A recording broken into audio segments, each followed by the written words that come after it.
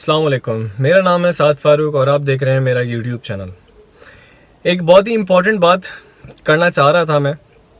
अभी थोड़ी देर पहले की बात है, कोई 15-20 मिनट पहले या मतलब आधा घंटा पहले की बात है कि मैं यूट्यूब देख रहा था। तो यूट्यूब पे मुझे एक वीडियो सामने नज़र आई जिस पे एक लड़का था जिसने एक आवाज़ बुलंद की है कि shame on mass Safdar and his father.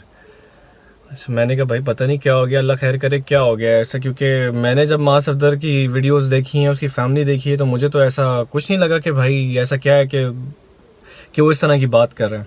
खैर एनीवेज, मैंने वीडियो खोली, मैंने देखा तो एक लड़का था मेरा हमनाम, उसका नाम भी साद है। तो मैंने सोचा उसी की तरह गाड़ी में बैठूँ और गाड़ी में बैठ के वीडियो बनाऊँ जैसे उसने बनाई थी मां सफदर के लिए। तो खैर मैं गाड़ी में आके बैठी और मैं अब वीडियो बना रहा हूँ।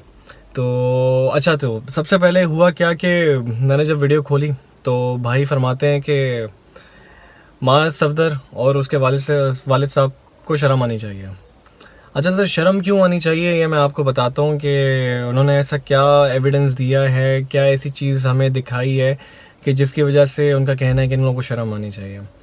अच्छा, तो हुआ ये है कि कुछ लड़के या बच्चे समझ लें आप, और बच्चे खैर छोटी उम्र के नहीं, लड़की समझ लें, लड़के थे, ठीक है। वो कहीं दूर से मां सफदर के घर गए मिलने के लिए, ठीक है। अब लेकिन हुआ ये कि उसके फादर ने, मास के फादर ने बच्चों को मना कर दिया कि मैं आप लोगों को बेटा मिलने नहीं दे सकता, ठीक है। ये एक इशू था, सिर्फ इशू ये था कि मां सफदर के फादर ने बच्चों को, लड़कों को मां से मिलने के लिए मना कर दिया, रोक दिया। तो इस वजह से उसके अब्बा को शर्म आनी चाहिए और मास को शर्म आनी चाहिए। ये बात।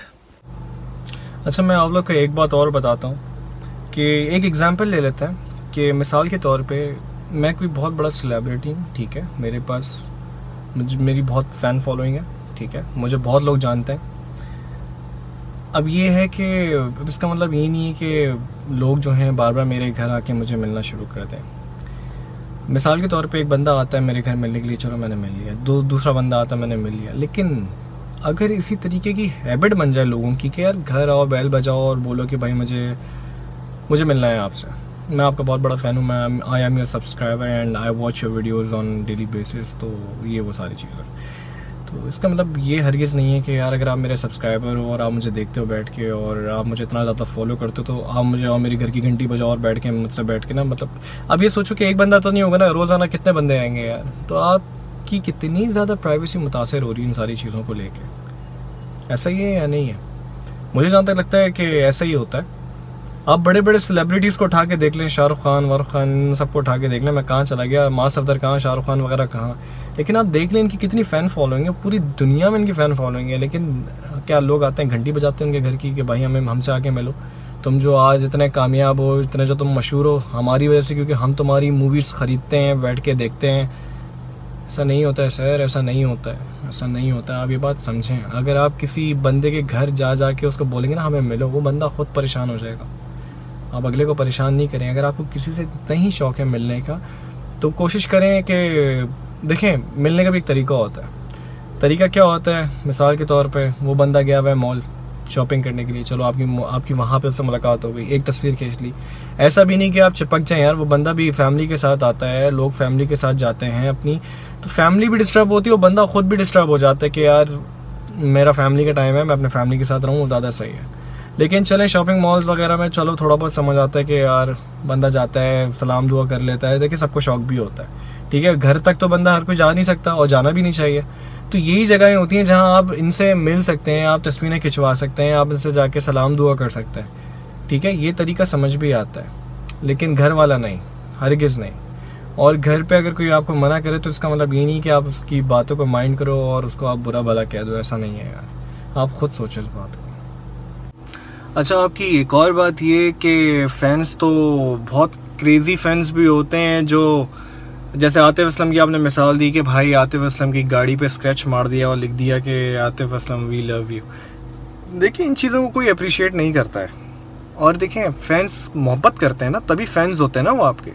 आप जिस इंसान से मोहब्बत करते हो तो आप उसकी खुशी का भी तो ख्याल करते हो ना, उसका एहतराम करते हो। ये थोड़ी कि आपने स्क्रैच मार दी और अपनी मोहब्बत दिखा रहे हो। आप तो अगले बंदे को तकलीफ दे रहे हो कि उसकी चीज़ को आप नुकसान पहुंचा रहे हो। ये नुकसान पहुंचाना होता है, इसे मोहब्बत नहीं कहते, इसे प्यार नहीं कहते हैं। आप इस चीज़ को समझें। सबको मेरा ये मैसेज है कि इस चीज़ को समझें, डिफ्रेंशिएट करना सीखें कि क्या चीज़ सही है और क्या चीज़ गलत है। गलत चीज़ को कभी सही नहीं बोलें प्लीज़। दूसरी बात ये कि वो लड़का कह रहा था इनको कि आप जो कुछ भी आज हो ना, अपने सब्सक्राइबर्स की वजह से हो, अपने लोगों की वजह से हो, अपने फैंस की वजह से हो, कि वो लोग आपको देखते हैं तो आप पैसे कमाते हो।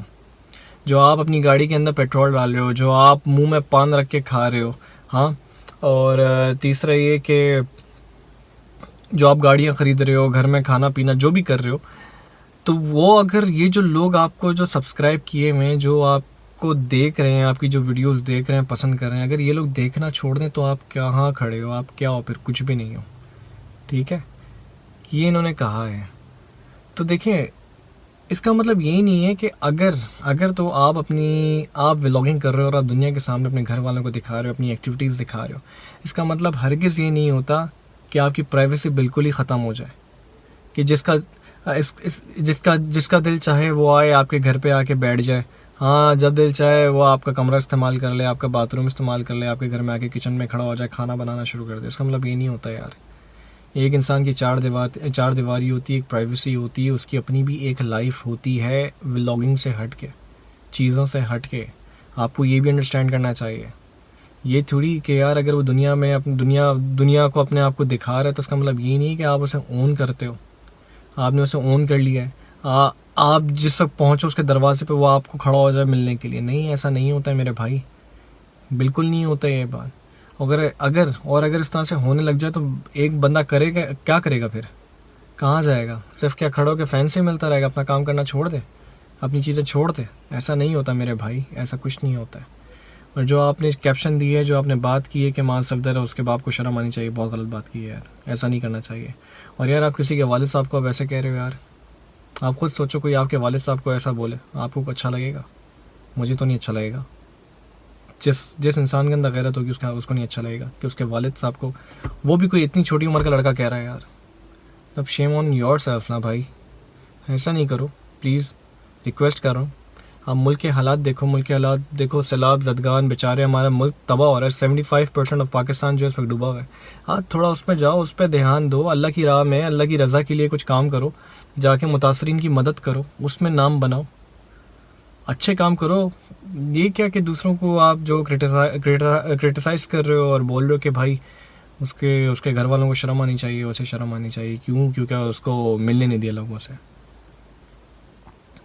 आप इस बात को समझें और कोशिश करें कि इस तरह की वीडियोस ना बनाया करें। ठीक है, ये कोई अच्छा मैसेज नहीं दे रहे आप। और देखें, इज़्ज़त देने वाला अल्लाह है, अल्लाह के सिवा कोई नहीं है। और अल्लाह ने उसको बहुत इज़्ज़त दी है, बहुत इज़्ज़त उस बच्चे की। छोटा है मुझसे, मेरा भाई है, हालांकि मैं उसको जानता नहीं हूँ, ना ही वो मुझे जानता होगा। और हाँ, आप तो फिर भी मुझसे भी बड़े यूट्यूबर हो भाई।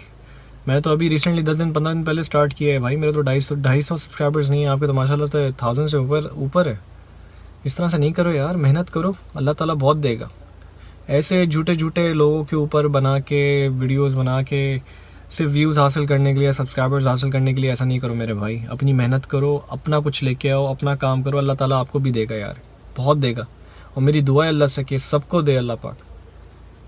ठीक है, और बस यही है यार, मेरा एंड में यही मैसेज है कि बस दूसरों के ऊपर उंगली उठाने से पहले इंसान जो है अपने आप को देखे। और हमेशा जो है अगर आप किसी का भला नहीं कर सकते ना, तो आप किसी को नुकसान भी ना पहुंचाओ प्लीज़।